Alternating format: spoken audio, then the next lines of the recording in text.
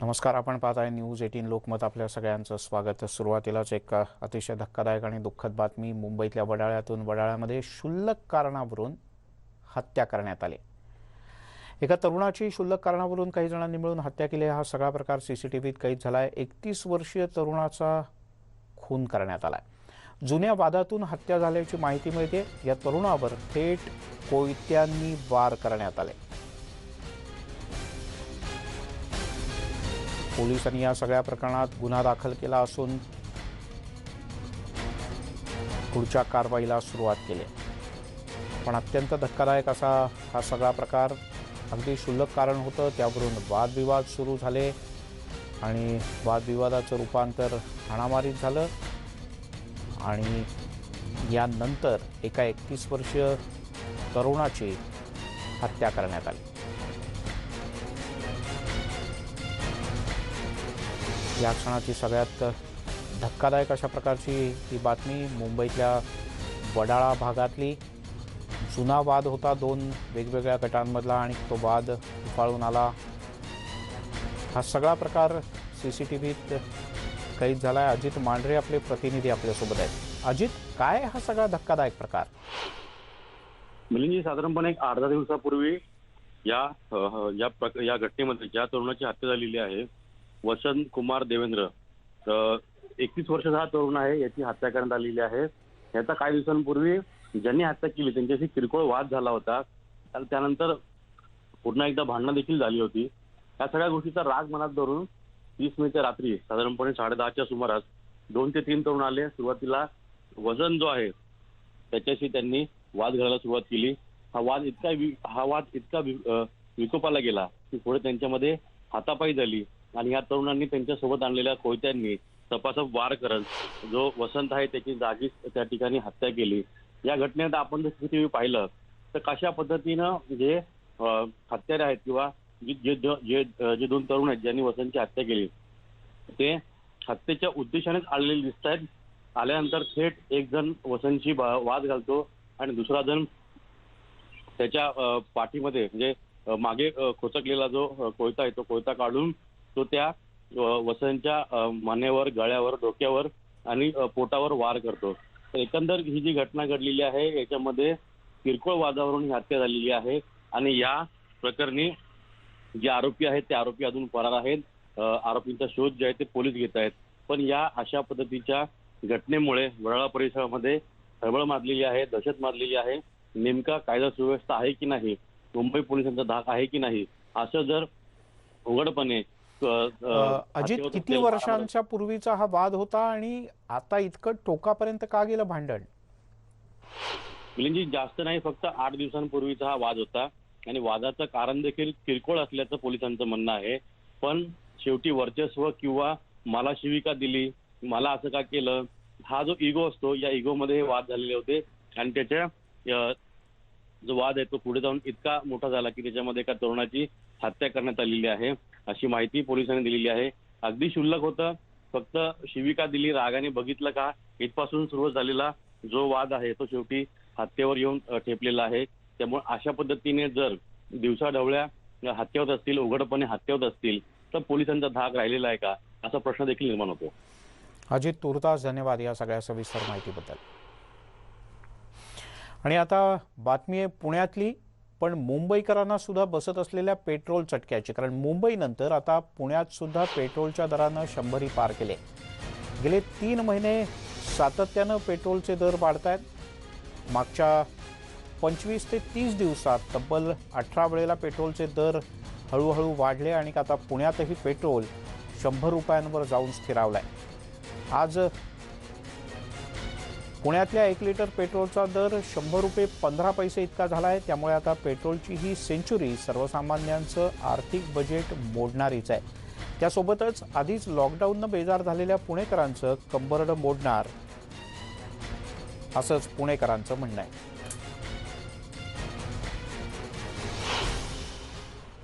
पुण्यामध्ये आज पेट्रोलचा दर 100 पार करून गेलाय. गेले 3 महिने सातत्याने पेट्रोलच्या दरामध्ये जी वाढ होत होती ती 100च्या जवळ पोहोचलेली होती. वेगवेगळ्या प्रकारचं पेट्रोल जे स्पीड पेट्रोल असेल किंवा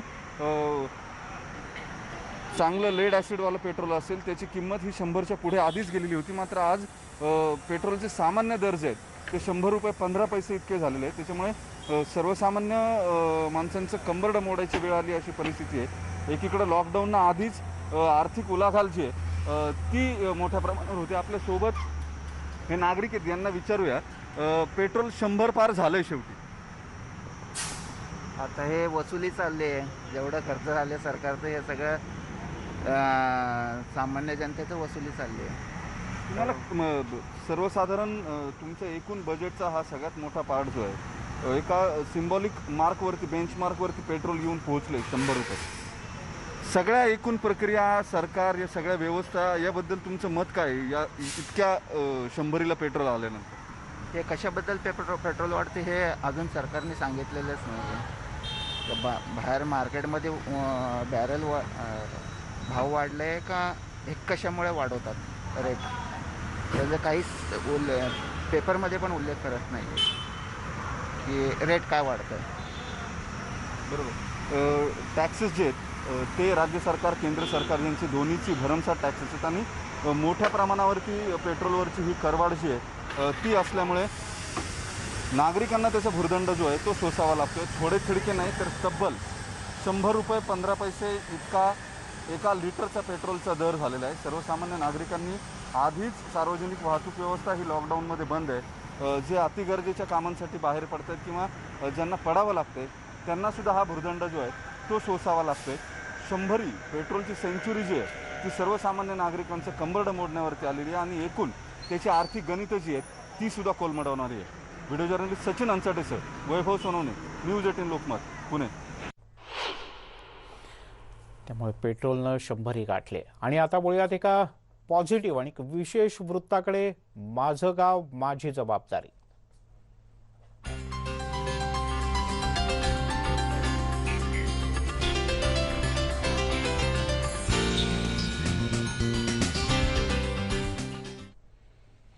मुख्यमंत्री उद्धव ठाकरे यांनी काल राज्यातल्या जनतेशी संवाद साधला. यावेळेला त्यांनी राज्यामध्ये कोरोनाची तिसरी लाट, लॉकडाऊन या सगळ्याबद्दल भाष्य करताना कोरोनामुक्त गाव या योजनेबद्दल सुद्धा माहिती दिली. शहरातील कोरोना रुग्णांची संख्या आटोक्यात येत आहे आणि त्याच वेळेला ग्रामीण भागात मात्र काही ठिकाणी कोरोनाचा प्रादुर्भाव वाढतोय. याकडे मुख्यमंत्र्यांनी सगळ्यांचं लक्ष वेधलं. तसंच कोरोनामुक्त गाव या योजनेचाही त्यांनी उल्लेख केला. यावेळेला त्यांनी तरुण सरपंचांचं भरभरून कौतुकही केलं. दरम्यान हिवरे बाजारसारखे प्रयत्न राज्याच्या अन्य गावातल्या अन्य सरपंचांनीही करावेत असंही मुख्यमंत्र्यांनी सांगितलं. यासाठी पोपटराव पवार यांचं मी विशेष कौतुक करतो असंही त्यांनी म्हटलं. एवढंच नाही तर पोपटराव पवार यांच्यासोबतच ऋतुराज देशमुख आणि कोमलताई यांच्यासारख्या सरपंचांनी महाराष्ट्रासमोर एक उदाहरण घालून दिलंय. मी त्यांच्याशी बोलतोय असंही मुख्यमंत्र्यांनी नमूद केलं होतं. प्रत्येक घर, प्रत्येक गाव, त्यानंतर प्रत्येक शहर कोरोनामुक्त झालं तर राज्यसुद्धा कोरोनामुक्त होईल असंही आवर्जून मुख्यमंत्र्यांनी नमूद केलं. मुख्यमंत्र्यांनी आपल्या राज्याला संबोधित करताना, राज्यातल्या जनतेला संबोधित करताना सोलापूर जिल्ह्यातल्या या 2 तसंच नगर जिल्ह्यातल्या हिवरे बाजार अशा या 3ही गावचं मोठं कौतुक केलं. कोमलताईंचं गाव हे सोलापूर तालुक्यातलंच आहे, तर ऋतुराज देशमुख यांचं गाव सुद्धा सोलापूर जिल्ह्याचाच भाग आहे आणि सोलापूर जिल्ह्यातली ही 2 गावं तसंच नगर जिल्ह्यातलं हिवरे बाजार यांनी कोरोना मुक्तीचा आदर्श सगळ्यांना घालून दिला.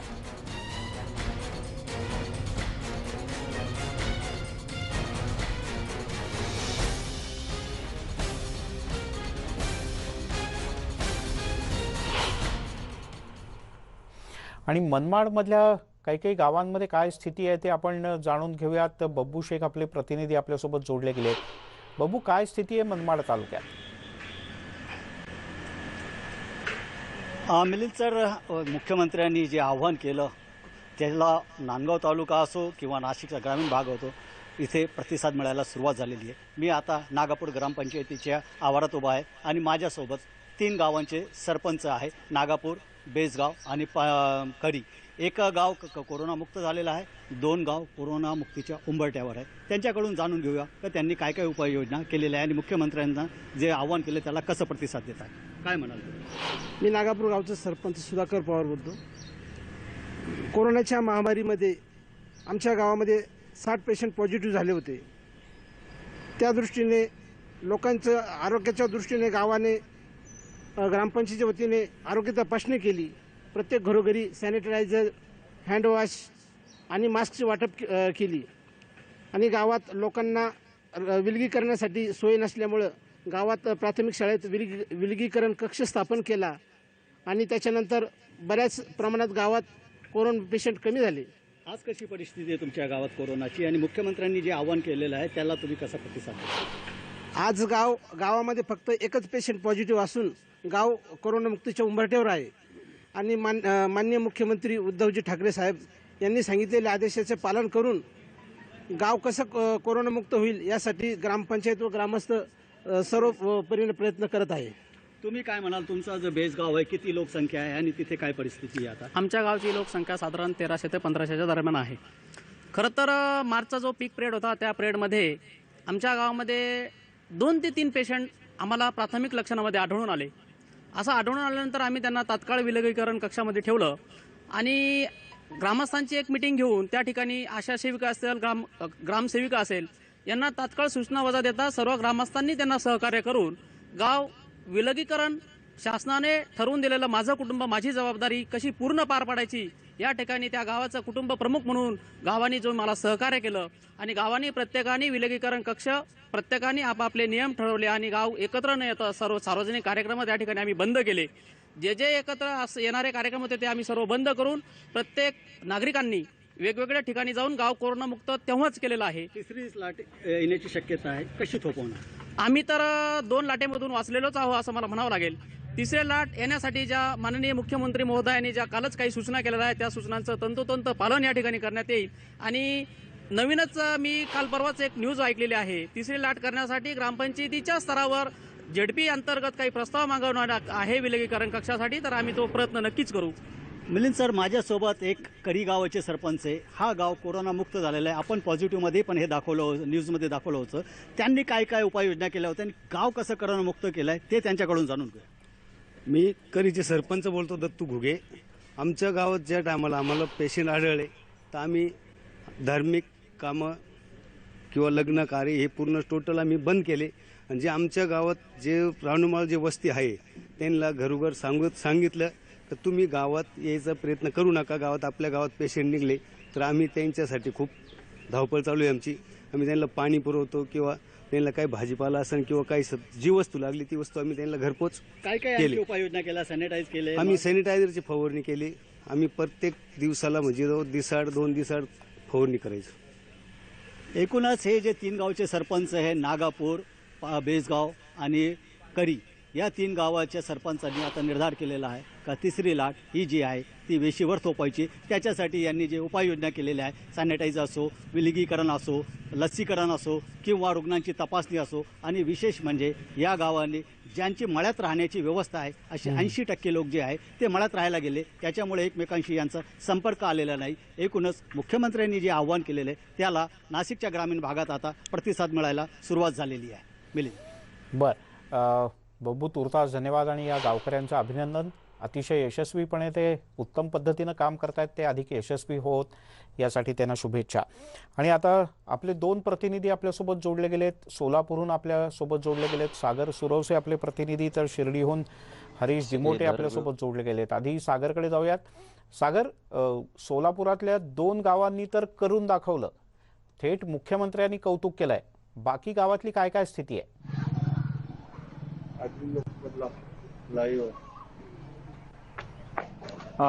सोलापूर ग्रामीणमध्ये खरं तर दुसऱ्या लाटेमध्ये कोरोनाचा मोठ्या प्रमाणात फैलाव झालेला आपण पाहायला मिळतो. साधारणपणे दिवसागणिक 2000 रुग्ण जे आहेत ते सोलापूरच्या ग्रामीण भागामध्ये आढळत होते. मात्र गेल्या 3 ते 4 दिवसांपासून ही लाट जी आहे आणि हा कोरोनाचा आकडा जो आहे तो कुठेतरी कमी होताना आपल्याला पाहायला मिळतोय. त्यामुळे एकंदरीतच ग्रामीण भागातली स्थिती देखील आता पुन्हा एकदा पूर्वपदावर येते आणि या ठिकाणी कोरोनाचा फैलाव टप्प्याटप्प्याने कमी होतोय. सोलापुरातील दोन युवा सरपंचांचे खरं तर मुख्यमंत्र्यांनी काल कौतुक केलेलंच आहे. त्याचबरोबरीनं आता आपल्या सोबत आहेत कारंबा गाव, जिथे हे गाव गेल्या 15 दिवसांपासून कोरोनामुक्त झालेलं आहे आणि त्या ठिकाणी सरपंच आपल्या सोबत आहेत तिथल्या बोलण्यासाठी. ताई, मला सांगा, काय नक्की आपण उपाययोजना केलेल्या आहेत? आपलं गाव आता कोरोनामुक्त झालेलं आहे, काय सांगाल एकंदरीत? खरं तर 2 वर्ष झालेले आहे आपल्या कोरोना, आपण सध्या कोरोनाच्या याच्यामध्ये आहोत. आपण निघत आहे. मागच्या वर्षी खरं तर 2च निघाले, काय बरोबर आहे. पण ह्या वर्षी 20 निघाले, त्यातले 20 कव्हर झाले आणि 3 मृत्यूमुखी पडले. तरी आम्ही पण मास्क, सॅनिटायझर त्यांना दिलेलं होतं सगळ्यांना. स्वच्छता पाळा, भरपूर काय काय नियम आम्ही सांगितले त्यांना आणि त्यांनी पालन सुद्धा केलेलं आहे. आणखी काही गावातले मंडळी आहेत ते देखील माहिती देतात. काय नक्की सर, कशा पद्धतीने उपाययोजना केल्या? सरपंचांनी सांगितलंच की सरपंचांनी की बाबा वेगवेगळ्या टेस्टिंग ट्रेसिंग ह्या तर केलेल्या आहेत. आणखी कशा पद्धतीने हा कोरोना तुम्ही थोपवलेला आहे? ज्यावेळेस 23/3/2020 रोजी भारताचे पंतप्रधान नरेंद्र मोदी यांनी ज्यावेळेस लॉकडाऊन चालू केला त्या दिवसापासून कारंबा गावामध्ये अतिशय कडक निर्बंध लागू करण्यात आले. शासनाची नियमावली वेगळी आणि कारंब्याची नियमावली वेगळी आम्ही त्या ठिकाणी केली होती. प्रत्येक घरामध्ये मास्क वाटप केलं, सॅनिटायझर वाटप केलं, सोशल डिस्टन्सिंग कशी वापरायचे ते सांगितलं, औषध फवारणी केली, आर्सेनिक अल्बमच्या गोळ्या दिल्या आणि चौकात चौकात लोक बसण्याचं प्रमाण कमी केलं आणि वॉरियर्स नेमून गावात आम्ही कोरोना रुग्ण कसे कमी होतील हे करण्याचा प्रयत्न केला. गेल्या वर्षी लाटेमध्ये फक्त 2च रुग्ण होते, त्यामध्ये कुठलाही रुग्ण दगावलेला नव्हता. पण दुसरी लाट एवढी मोठी प्रमाणात आली असताना देखील आमच्या गावामध्ये 23 पेशंट निघाले. 23 मधून 20 पेशंट रिकव्हर झाले, 3 पेशंट इतर आजाराने ते मृत्युमुखी पडले. आणि आता सध्याला आमचं गाव गेली 15 दिवसापासून कोरोनामुक्त झालेलं आहे. गावामध्ये एकही पेशंट नाहीये.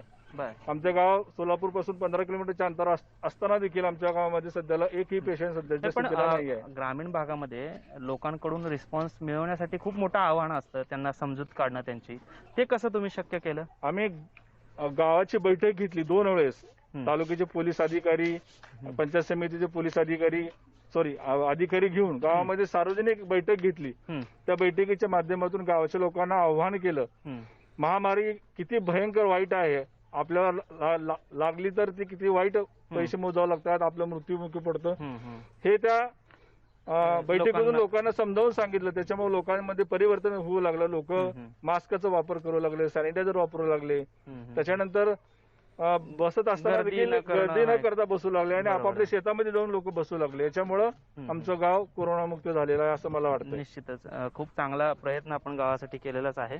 आणखी काही ताई आहेत. आजी, मला सांगा, कशा पद्धतीने तुमच्या गावामध्ये रुग्णसंख्या रोखली गेली? तुम्हाला काय सरपंचांनी सांगितलं? सरपंचाने जसं योग्य सांगितलं तसं सगळ्यांनी ऐकलं आणि त्यांनी प्रत्येक स्वतः गाड्या करून लसीकरण पण त्यांनी करून घेतलं सगळ्यांचं. बर. जे वया गट बसत असेल असं लसीकरण घेतलं आणि त्यांनी जे सांगेल तसं व्यवस्थित सांगून समजावून सांगितल्यामुळे सरपंचाच्या मनावर सगळ्या गावांनी ऐकलं आणि ते कोरोनामुक्त करून घेतलं. आता तुम्ही सगळं पाळता नियम? नियम पाळता. त्यांनी सांगेल असं सगळे गावात एकी करून बैठक घेऊन व्यवस्थित नीट सांगून समजावून सांगून, ज्यांना कळत नाही त्याला डबल वेळा सांगून नीट व्यवस्थित करून घेतले सरपंचांनी. आपण पाहतोय मिलिंद सर, कशा पद्धतीनं या ठिकाणी या लोकांनी त्याचं पालन केलेलं आहे. सरपंचांनी वेगवेगळ्या उपाययोजना राबवलेल्या आहेत. आणखी खरं तर ह्या सगळ्या ह्याच्यामध्ये कोरोना वॉरियर्सची जी भूमिका होती ती महत्वाची होती. तसे ग्रामपंचायतीचे कर्मचारी देखील आपल्यासोबत आहेत.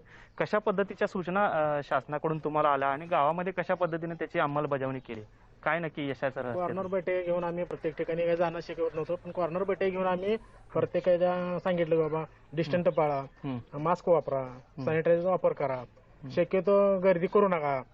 जरी दुकानचा बाजार आणत असेल तर 1 जणांना जावा. बारकी लेकरं घेऊन जातात, त्याच्यामुळे गर्दीचं प्रमाण जास्त वाढतंय. असं बऱ्याच सूचना आम्ही सांगितल्या होत्या. लोकांनी त्या ऐकल्या सुद्धा. आपण पाहतोय की खरं तर खूप छोट्या छोट्या गोष्टी आहेत, पण त्यांची जी अंमलबजावणी आहे ती योग्यरित्या झाल्यामुळे या गावातला कोरोना जो आहे तो हद्दपार झालेला आहे. गेल्या 15 दिवसांपासून कारंबा हे उत्तर सोलापूर तालुक्यातलं गाव आहे, ते कोरोनामुक्त झालेलं आहे. मिलिंद सर. सागर, तुर्तास धन्यवाद. आणि या कारंबा गावच्या सगळ्या सरपंच, सर्व सहकारी, त्यांचे पदाधिकारी, कर्मचारी, या सगळ्यांचं मनपूर्वक अभिनंदन. आणि आता जाऊयात थेट शिर्डीमध्ये. हरीश दिमोटे आपले प्रतिनिधी आपल्यासोबत आहेत. हरीश, नगर जिल्ह्यातल्या सुद्धा हिवरे बाजारचं तर कौतुक आहेच, पण आणखीनही काही गावं आहेत नगर जिल्ह्यात ज्यांनी कोरोनाला 4 हात दूर ठेवलाय. नक्कीच मिलिंद सर, अहमदनगर जिल्ह्यातलं हिवरे बाजारचं आज सगळेजण अनुकरण करतायत की ते गाव ज्या पद्धतीने कोरोनामुक्त झालंय. मात्र दुसरीकडे असे अनेक गावं आहेत की ज्यांनी कोरोनावरती सक्षमपणे मात केली आहे. आपण आता राहता तालुक्यातलं खडके वाके हे जे गाव आहे, छोटंसं गाव आहे, 3000 लोकसंख्या असलेलं हे गाव, मात्र त्यांनी कोरोनामुक्तीसाठी मोठं काम केलंय आणि गेल्या वर्षभरापासून त्यांचा लढा सुरू आहे. आणि केवळ फक्त 40 रुग्ण या गावामध्ये सापडले आणि एकही मृत्यू या गावामध्ये झालेला नाहीये. अतिशय काटेकोर अंमलबजावणी या गावातल्या लोकांनी केली, सरपंचांनी, किंवा आता आपल्यासोबत सगळे आरोग्य सेवक आहेत, सरपंच आहेत, ग्रामसेवक आहेत, यांच्या सगळ्यांच्या सामूहिक प्रयत्नांत हे सगळं कोरोनामुक्ती यांनी साधली आहे. सरपंच आपल्यासोबत आहेत. काय आव्हान होतं कोरोनाचं आणि कशा पद्धतीने तुम्ही कोरोनामुक्ती मिळवली? ज्यावेळेस 22 मार्च 2020ला लॉकडाऊन झालं, त्या परिस्थितीमध्ये लोक खूप दास्तले होते.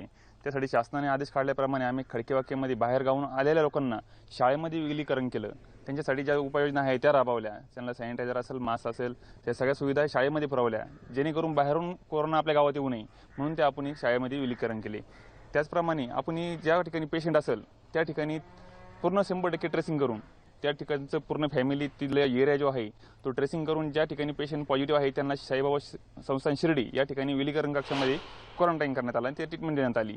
त्याचप्रमाणे गावामध्ये प्रत्येक ठिकाणी माझं गाव माझं जबाबदारी योजनेअंतर्गत आपण आशा सेविका यांच्यामार्फत पूर्ण गावाचं 100% ट्रेसिंग केलेलं आहे. पूर्ण 100% गाव तपासणी केलं. यामध्ये आत्तापर्यंत 40 पेशंट पॉझिटिव्ह झाले, त्यातलं आत्तापर्यंत एक पण डेथ झालेलं नाही. सगळ्यात महत्त्वाची गोष्ट याच्यासाठी प्रशासनाचं सहकार्य, ते ग्रामस्थांचं, या मतदारसंघाचे आमदार मान्य विखे पाटील साहेब यांच्या मार्गदर्शनाखाली या ठिकाणी कोरोनावर लढा देण्याचं काम या ठिकाणी चालू आहे. त्याच अनुषंगाने अजूनही आपण प्रत्येक पेशंट याचा आज जे गावामध्ये लोक फिरत आहे किंवा दुकानदारी असेल यांचं कंपल्सरी ट्रेसिंग करतोय दर महिन्याला, जेणेकरून त्याचं लोकांना संसर्ग होणार नाही. त्याचप्रमाणे या ठिकाणी आपण लसीकरण चालू केलं आहे. ते लसीकरण आपण 45+ जे लसीकरण चालू केलं आहे, लोकांना आपण आव्हान केलं की तुम्ही ही लस घ्या, जेणेकरून याच्यामुळे आपली रोगप्रतिकारक शक्ती वाढेल आणि कोरोनाचा धोका टळेल. त्यासाठी आपण गावामध्ये लसीकरण सुरू केलं.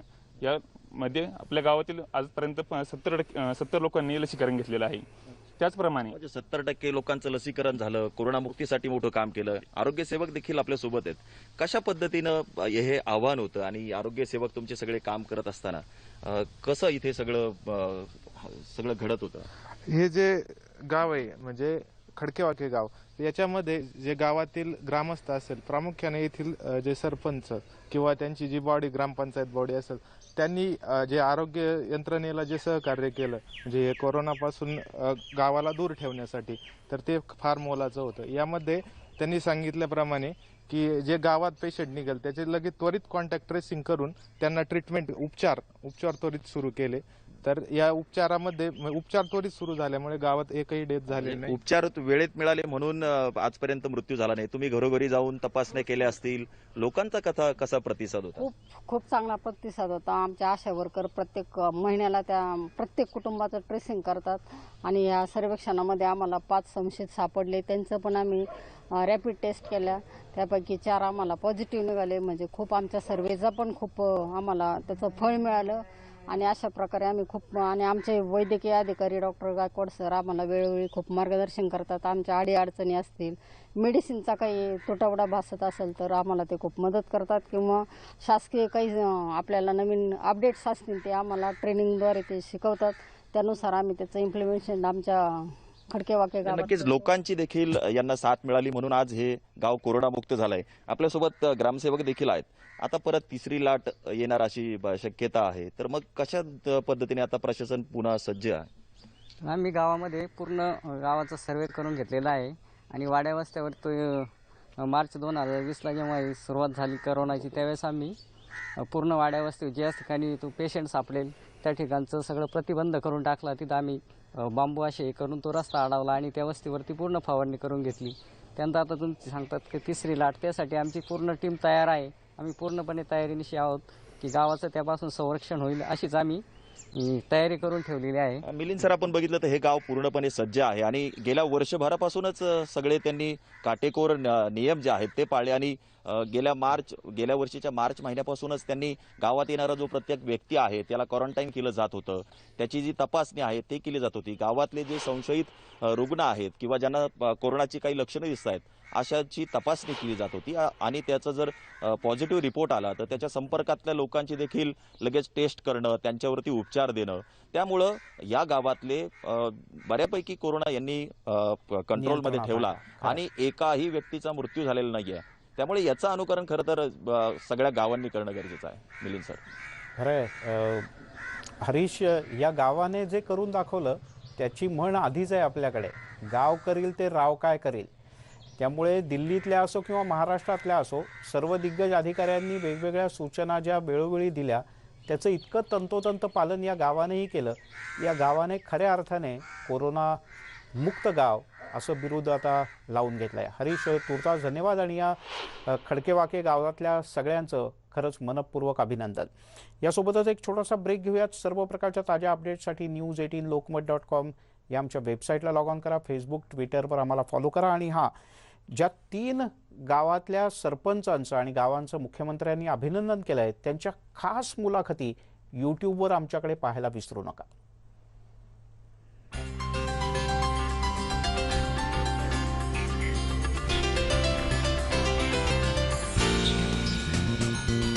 राजकीय मिळालं होतं, स्थानिक स्वराज्य संस्थांमध्ये ते आरक्षण रद्द केलं.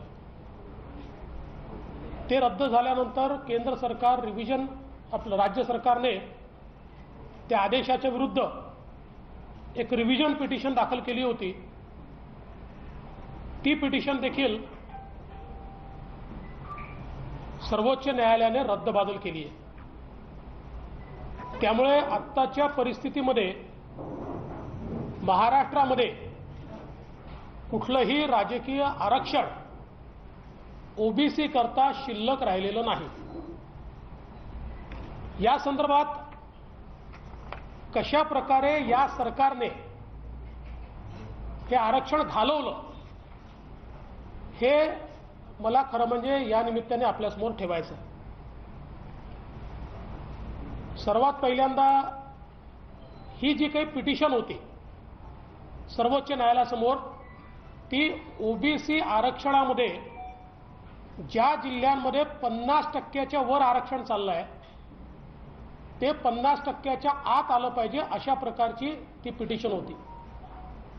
आणि त्याच्यामध्ये त्यांनी जो एक 2010ला कृष्णमूर्तीच्या केसमध्ये जे जजमेंट आलं होतं सरन्यायाधीशांच्या बेंचने दिलेलं, त्याचा आधार घेत सांगितलं होतं की हे 50% आत आलं पाहिजे. आमचं सरकार ज्यावेळेस होतं त्यावेळेस कोर्टामध्ये या संदर्भात बऱ्याच जोरदार तिथे आर्ग्युमेंट झाले आणि कोर्टाने सांगितलं की बाकी ठीक आहे, पण कृष्णमूर्ती जजमेंटप्रमाणे हे आरक्षण प्रत्येक जिल्ह्यात सरसकट 27% असू शकत नाही, तर हे आरक्षण प्रपोर्शनल असलं पाहिजे. आणि म्हणून तुम्ही हे प्रपोर्शनल केलं पाहिजे. त्यानुसार आमच्या लक्षात आलं की हे जर आरक्षण 50% वरचं उडालं तर साधारणपणे जिल्हा परिषद पंचायत समितीच्या 130 जागा बाधित होतात. आणि म्हणून आम्ही महाधिवक्ता आणि सगळ्यांना घेऊन बसलो आणि कृष्णमूर्ती जजमेंटचा त्या ठिकाणी स्टडी केला आणि लक्षात आलं की आपण प्रपोर्शनल रिप्रेझेंटेशनचा ऑर्डिनन्स काढला आणि मग पुढे कोर्टाला वेळ मागितली तर या 120 पैकी 90 जागा ज्या 50% वरच्या आहेत ते आपण वाचवू शकतो. आणि त्यानुसार आम्ही साधारणपणे हा ऑर्डिनन्स या ठिकाणी 31/7/2019ला ऑर्डिनन्स आम्ही त्या ठिकाणी काढला आणि त्यामुळे 90 जागा आम्ही वाचवल्या. कोर्टाला तो ऑर्डिनन्स सादर केला आणि कोर्टाला सांगितलं की आता हा ऑर्डिनन्स आम्ही काढलेला, या ऑर्डिनन्स प्रमाणे पुढची कारवाई करण्याकरता आम्हाला वेळ द्या. कोर्टाने त्यावेळेस निवडणुका 4 जिल्हा परिषदाच्या येणार होत्या, त्यांनी सांगितलं की आम्ही स्थगित करतोय 2 महिन्याकरता आणि पुढची कारवाई तुम्ही करा. आणि त्यामुळे ते आरक्षण त्यावेळी वाचलं. त्यानंतर हे नवीन सरकार आलं. आपल्याला कल्पना आहे की हे नवीन सरकार 28/11/2019 आलं.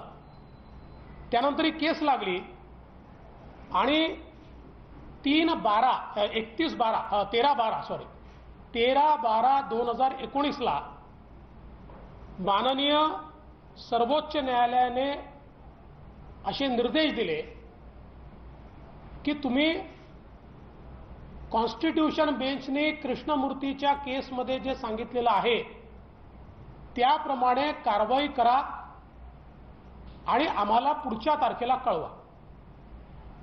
कधी सांगितलं? 13/12/2019. सरकारने 13/12/2019 पासनं 2/3/2021 पर्यंत म्हणजे 15 महिने केवळ तारखा मागितल्या. 15 महिने. आणि 15 महिन्यानंतर 2/3/2021 2 मार्च 2021 एक ॲफिडेव्हिट सादर केलं. ज्या ॲफिडेव्हिटमध्ये त्यांनी सांगितलं की हो, काही जिल्ह्यांमध्ये आमचं आरक्षण 50%च्या वर चाललेलं आहे आणि आम्हाला पुढचा वेळ देण्यात यावा. आणि ज्यावेळेस अशा प्रकारचा वेळ मागितला, दुर्दैवाने आम्ही जो ऑर्डिनन्स काढला होता तो ऑर्डिनन्स हा त्याच्या पुढच्या म्हणजे नवीन सरकार आल्यानंतर पहिल्या अधिवेशनामध्ये तो कायद्यामध्ये परिवर्तित करायला पाहिजे होता. सरकारने तो ऑर्डिनन्स लॅप्स करून टाकला. आता परिणाम काय झाला की 15 महिन्यानंतर हे ॲफिडेव्हिट ज्यावेळेस सरकारने सादर केलं त्यावेळी कोर्ट चिडलं आणि कोर्टाने त्यांच्या जजमेंटमध्ये लिहून ठेवलेलं आहे की राज्य सरकार कोणतीही कारवाई न करता दुर्बल आणि बनावटी ग्राउंडवर या ठिकाणी तारीख मागते आहे. त्यामुळे आता आम्ही अशी तारीख देऊ शकत नाही. आणि लगेच 4 तारखेला सर्वोच्च न्यायालयाने एक निर्णय दिला आणि सर्वोच्च न्यायालयाने या निर्णयाप्रमाणे 50%वरचं नाही ते तर केलंच, पण 50%च्या खालचं देखील स्थगित केलं आणि सांगितलं की कॉन्स्टिट्यूशन बेंचने जी कारवाई सांगितली आहे ती कारवाई केली नाही, म्हणून आम्ही हे स्थगित करतोय. यानंतर मी स्वतः 5 तारखेला अधिवेशन सुरू होतं.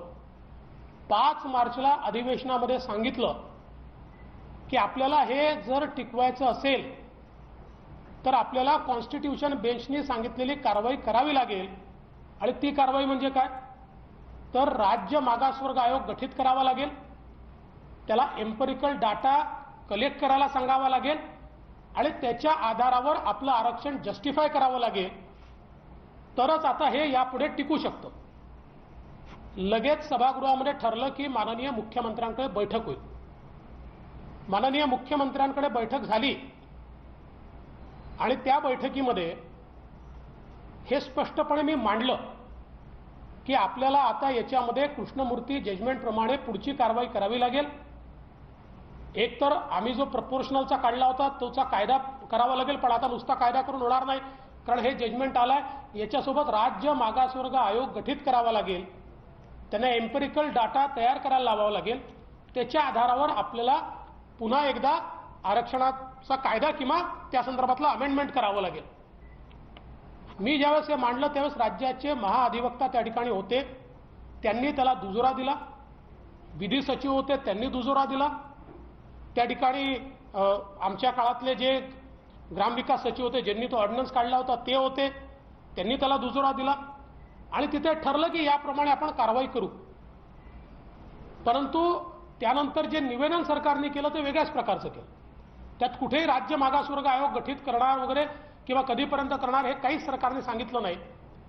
आणि ते न करता सरकार रिव्हिजनमध्ये गेली आणि मार्चपासनं तर जूनपर्यंत हा सगळा वेळ सरकारने घालवला. राज्य मागासवर्ग आयोग तयार केला नाही. या दरम्यान 5 पत्र मी सरकारला पाठवले की आपल्याला कृष्णमूर्तीच्या जजमेंटप्रमाणे केल्याशिवाय ओबीसीचं आरक्षण आपण वाचवू शकत नाही. पण एकाही पत्रावर कुठलीही कारवाई झाली नाही आणि फायनली ते जजमेंट आलं. आता आपण पुन्हा शून्यावर आलो. आत्तापर्यंत जर आपण राज्य मागासवर्ग आयोग तयार केला असता तर एम्पिरिकल डाटा जमा करण्याचं काम सुरू होऊ शकलं असतं आणि आपल्याला कदाचित पुढच्या महिन्या 2 महिन्यामध्ये हे आरक्षण पुनर्स्थापित करता आलं असतं. परंतु दुर्दैवाने आमचे मंत्री या 15 महिन्याच्या काळामध्ये मोर्चे काढण्यामध्ये मग्न होते. एकीकडे ओबीसी आरक्षणाचा मुर्दा पडत होता आणि मंत्री मोर्चे काढत होते. अशा प्रकारची अवस्था आपल्याला पाहायला मिळाली. त्यांनी मोर्चे काढण्याच्या ऐवजी जर या केसेसमध्ये लक्ष घातलं असतं आणि त्या ठिकाणी अपेक्षा काय होती कोर्टाची? एवढीच अपेक्षा होती 13/12/2019च्या निर्णयाप्रमाणे केवळ राज्य मागासवर्ग आयोग आपण गठीत करून कोर्टाला सांगितलं असतं की आपण जे सांगितलंय स्ट्रिक्टली अकॉर्डिंग टू जे कृष्णमूर्ती त्या प्रकारे आम्ही आता के कृष्णमूर्ती त्या प्रकारे आम्ही कारवाई सुरू केली आहे. तरीही कोर्टाने हा आदेश दिला नसता. 8 वेळा आपण तारखा याच्यामध्ये घेतलेल्या आहेत. आता याच्यात एक अजून गोष्ट मला सांगायची आहे. सातत्याने हे सांगितलं जातं की ओबीसीची जनगणना करावी लागेल. जनगणना केली पाहिजे, त्याला आमचं समर्थन आहे. पण या आरक्षणाकरता जनगणनेची आवश्यकता नाही. याचं कारण तुम्ही जर कृष्णमूर्ती जजमेंटचा पॅरा 48 आणि त्यातलं कन्क्लुजन 3 पॅरा 48 कन्क्लुजन 3 बघितलं, त्यात त्यांनी सेन्सस नाही म्हटलंय, त्यात त्यांनी एम्पेरिकल डाटा म्हटलं. कंटेम्पररी एम्पेरिकल डाटा याचा अर्थ असा आहे की कुठलाही डाटा जो रिसर्च करून काढला.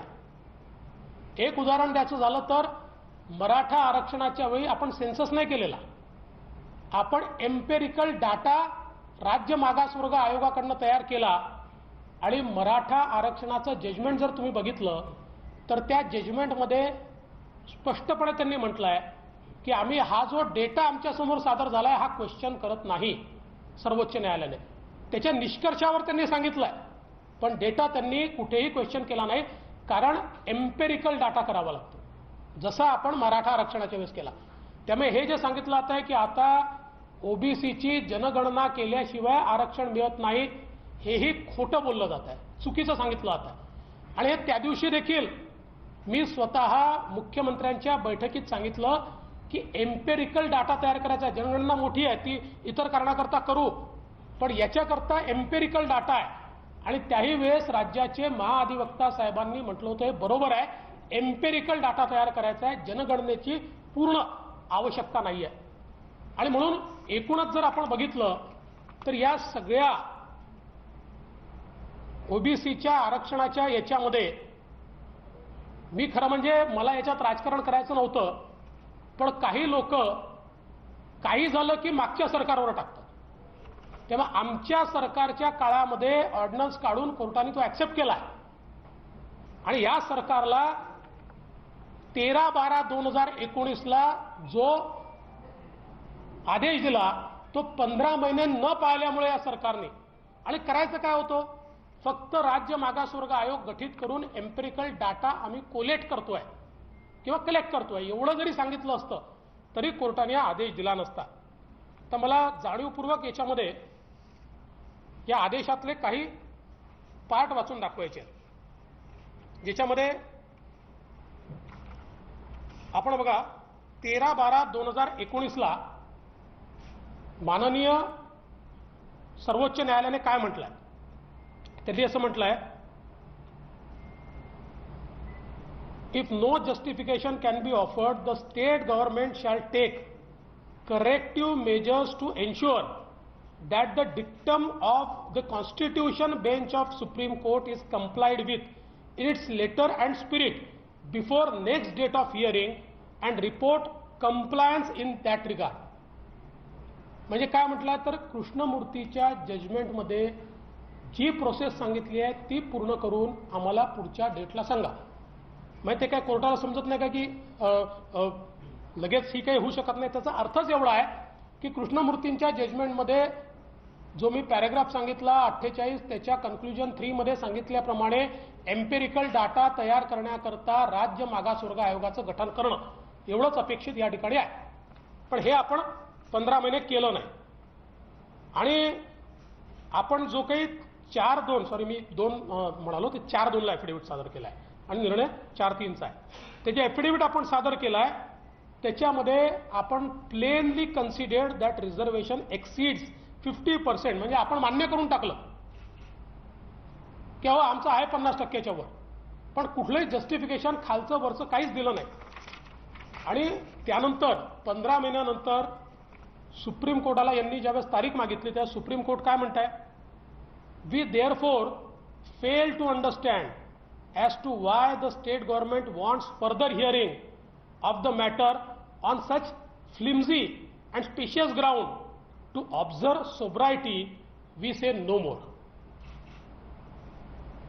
इतकं स्पष्टपणे आणि हे करून सर्वोच्च न्यायालयाने या ठिकाणी हे आरक्षण स्थगित केलेलं आहे.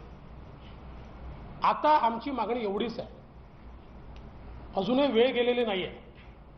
किमान 50%तल्या आतलं जे आहे हे आरक्षण तर आपण तात्काळ रिस्टोर करू शकतो. त्या दृष्टीनं आता तरी विना विलंब राज्य सरकारने राज्य मागासवर्ग आयोग तयार करावा आणि डेटा, एम्पेरिकल डेटा हा कलेक्ट करण्याकरता सुरुवात करावी. आमच्या काळामध्ये आम्ही कोर्टाला हेही सांगितलं होतं की जो SCCCचा सर्वे आहे तो सर्वे आमच्याकडे आहे, पण तो बायफर्केटेड नाही आहे. म्हणजे राज्यांना तो सर्वे देताना तो बायफर्केट करून दिला नाही आणि तो जुन्याच केंद्रातल्या सरकारचा 2011 सालचा निर्णय आहे, पण त्याच्यावर आधारितही एम्पेरिकल डाटा तयार होऊ शकतो. त्याचं बायफर्केशन केलं तरी एम्पेरिकल डाटा तयार होतो. आपण ते 3-4-5 महिन्यात, 3 महिन्यात, 2 महिन्यात, जास्त स्टाफ लागला तर 2 महिन्यात आपण त्याचं बायफर्केशन करू शकतो. किंवा एम्पेरिकल डाटा तयार करण्याकरता आपण जर चांगल्या काही संस्था नेमल्या तर प्रत्येक जिल्ह्यातल्या शाळांमध्ये विद्यार्थी किती, त्यातले ओबीसी किती, वेगवेगळ्या पद्धतीने हा सायंटिफिक डाटा तयार करायचा, ही जनगणना करायची नाहीये. त्यामुळे हे जर राज्य सरकारने केलं तर मला असं वाटतं आत्ता फॉर्च्युनेटली सगळ्या निवडणुका पुढे गेल्या आहेत. नजीकच्या भविष्यामध्ये कोरोनामुळे निवडणुका होतील असं वाटत नाहीये. त्यामुळे ह्या मधल्या काळात ही कारवाई जर राज्य सरकारने केली तर किमान 50%च्या आतलं ओबीसीचं आरक्षण हे बहाल करता येईल. 50%च्या वर ज्या जिल्ह्यांमध्ये गेलाय ते उर्वरित, म्हणजे याच्यामध्ये विशेष प्रॉब्लेम जो येईल तो नंदुरबारला येईल, त्याच्यानंतर पालघरला येईल आणि यवतमाळला काही प्रमाणात येईल, पूर्ण नाही येणार, पण या 2 ठिकाणी तर, आणि सगळ्यात जास्त नंदुरबारला येईल. त्याच्या संदर्भात वेगळा विचार करून त्यातनं ओबीसीला न्याय कसा द्यायचा हा तिथे मार्ग काढला जाऊ शकतो. पण किमान इतरत्र मात्र सगळीकडे ओबीसी आरक्षण हे पुनर्स्थापित होईल. हे तात्काळ सरकारने केलं पाहिजे अशी आमची मागणी आहे.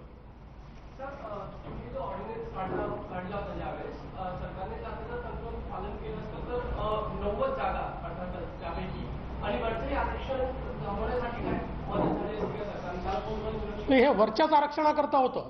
ते जर त्यावेळी खालचं आरक्षण तर वाचलंच होतं, वरच्या आरक्षणाचे जे 130 जागा चालल्या होत्या त्यातल्या 90 जागा वाचल्या असत्या.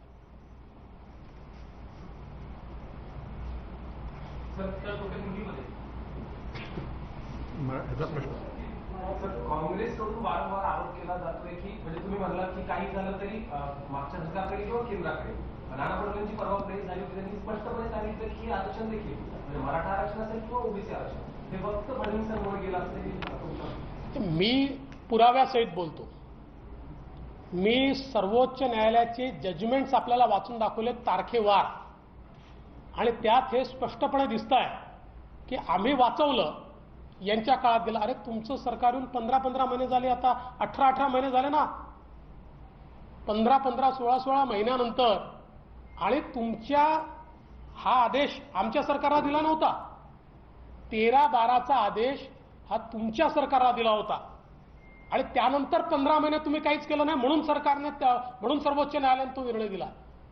असं आहे की खोटं बोलायचं म्हणजे या सरकारमधले काही नेते आणि मंत्री जगामध्ये खोटं बोलण्याची कॉम्पिटिशन झाली तर पहिले 10 तर तेच येते. म्हणजे मराठा आरक्षणावर तेच, ओबीसी आरक्षणावरही तेच.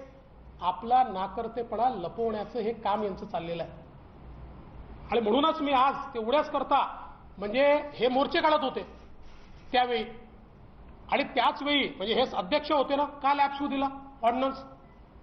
का त्यावेळी एम्पिरिकल डाटा तयार करण्याकरता 15 महिने होते ना तुमच्याजवळ? का राज्य मागासवर्ग आयोग गठीत नाही केला? फक्त रोज उठायचं. आता परवा मी बघितलं, परवा वडेट्टीवारजी असं म्हणाले की आता मागासवर्ग आयोग तयार करावा लागेल, त्याशिवाय मिळू शकत नाही. अरे 15 महिन्यापासून हेच मी सांगतोय. 5 पत्र तुम्हाला याकरताच दिले मी की हे करावं लागेल. आता ज्यावेळेस तुम्ही जागे होताय, आताही नाही केला, अजूनही केला नाही, आता तरी करा.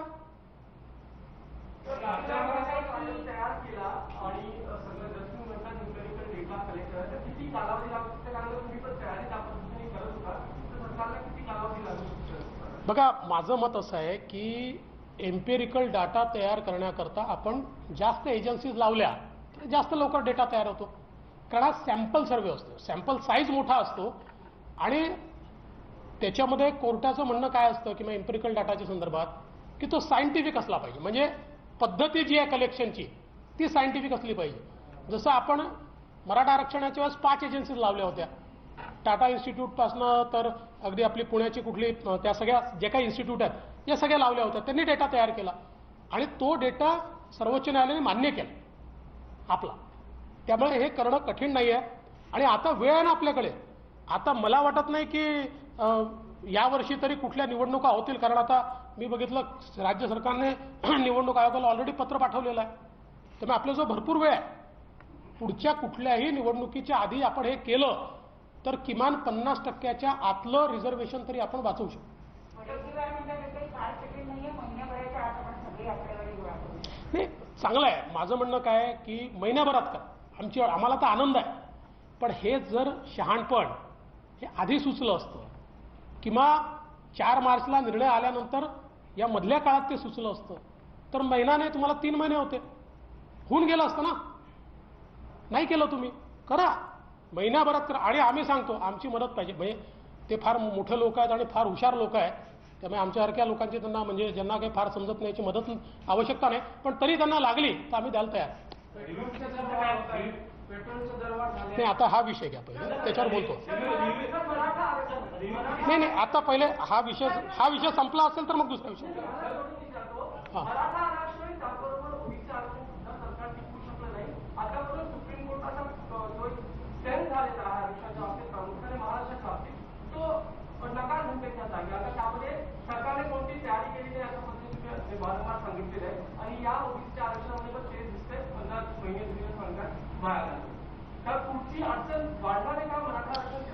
नाही, माझं मत असं आहे की कायदा समजून घेतला पाहिजे.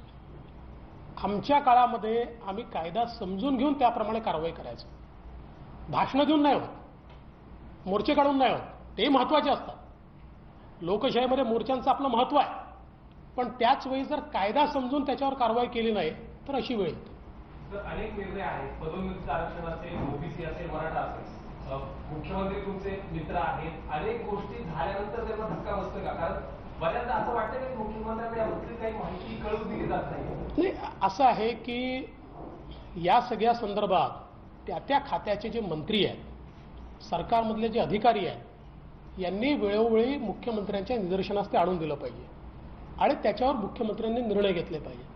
आता हे मुख्यमंत्र्यांच्या निदर्शनास त्यांनी आणून दिलं की नाही दिलं ह्याची मला कल्पना नाही. याच्यात तर आता रिव्ह्यू पिटिशन नाही आहे ना, याच्यातली रिव्ह्यू पिटिशनही खारिज झाली आहे.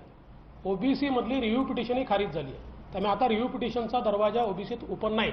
आता राज्य मागासवर्ग आयोग तयार करणे, डेटा कलेक्ट करणे आणि पुन्हा नव्याने ते बहाल करणे आणि ते शक्य आहे. त्याच्यामध्ये कोर्टानेच सांगितलं ते शक्य आहे. संभाजीराजेंनी जी मराठा आरक्षणासंदर्भात वेगवेगळ्या पक्षांची नेत्यांची भेट घेतली, त्याच्याशी भारतीय जनता पार्टी त्यांच्या भूमिकेशी सहमत आहे. संभाजी महाराजांनी वेगवेगळ्या नेत्यांची भेट घेणं यात काहीच गैर नाही आहे. मला देखील ते भेटले होते आणि त्यांची भूमिका अशी आहे की या प्रश्नावर सगळ्या पक्षांनी एकत्रित आलं पाहिजे आणि आमची त्याला तयारी आहे. मी त्यांना सांगितलं की आपण सांगा कोणाच्याही बैठकीला मी जायला तयार आहे. या संदर्भात आमच्यात राजकीय भूमिका नाही. आम्ही सगळे एकत्रितपणे बसायला तयार आहोत. फक्त मी त्यांना एक सूचना केली की समोरच्यांनाही सांगा की राजकारण करू नका. हाँ देखिए, महाराष्ट्र में जो ओबीसी को स्थानीय निकाय चुनाव में आरक्षण मिला था, इस सरकार के कारण वो आरक्षण अभी रद्द हो गया है, कैंसिल हो गया है, निरस्त हो गया है. मूल रूप से इस सरकार के आने के बाद 13/12/2019 13 दिसंबर 2019 को सुप्रीम कोर्ट ने सरकार को कहा था कि 2010 का के कृष्णमूर्ति का जो कॉन्स्टिट्यूशन बेंच का जजमेंट है, उस जजमेंट को लेटर एंड स्पिरिट में आप इंप्लीमेंट कीजिए और हमको उसका कंप्लायंस रिपोर्ट दीजिए. 15 महीनों तक राज्य की सरकार ने उसके ऊपर कोई कार्रवाई नहीं की और फिर मात्र एक रिपोर्ट राज्य की सरकार ने दाखिल किया जिसमें उन्होंने कहा, एक एफिडेविट, कि हाँ हम मानते हैं कि कुछ जिलों में 50% से ज्यादा यह आरक्षण चला गया और उसके चलते सुप्रीम कोर्ट ने उसको निरस्त किया और कहा के कृष्णमूर्ति के जजमेंट के अनुसार कार्रवाई करने को कहा था, आपने नहीं किए. उसके बाद मैं बारंबार सरकार को यह कह रहा था कि हमको बैकवर्ड क्लास कमीशन तैयार करना चाहिए, एम्पिरिकल डाटा तैयार करना चाहिए और इसको जस्टिफाई करना चाहिए, तो सुप्रीम कोर्ट के मैंडेट में हम बैठेंगे. सरकार ने नहीं किया. सरकार रिव्यू पिटीशन में गई. रिव्यू पिटीशन भी सरकार की खारिज हो गई है और अब हमारी मांग यह है, इस सरकार के कारण ओबीसी का आरक्षण गया है. अब इस सरकार ने तुरंत मागास वर्ग आयोग गठित करना चाहिए और तुरंत इस सरकार ने इसकी कार्रवाई पूरी करके हमारे ओबीसी को आरक्षण बहाल करना चाहिए. चला, धन्यवाद. ये आहे बाबा. तर आपण बघतोय विरोधी पक्षनेते देवेंद्र फडणवीस यांनी आरक्षणाच्या दृष्टिकोनातनं, लेकिन मंत्री का कहना है कि केवल राजनीतिक तौर पर मुझे बदनाम करने के लिए इस तरह के आरोप लगाए जा रहे हैं. देखिए, ये जो सारे आरोप लगे हैं ये उन्हीं के खाते के लोगों ने लगाए हुए हैं और अब इसके ऊपर पुलिस जांच कर रही है. हम इस पर नजर रखे हैं. क्या पुलिस निष्पक्ष जांच करेगी, इस पर हमारी नजर है. हम पुलिस की जांच पर नजर रखते हुए उचित समय पर इसमें इंटरवीन करेंगे और अगर जहां ध्यान में आता है कि पुलिस उनको दबा रही है, इस केस को दबा रही है, तो ऐसे समय निश्चित रूप से हम अपनी प्रतिक्रिया देंगे. क्लास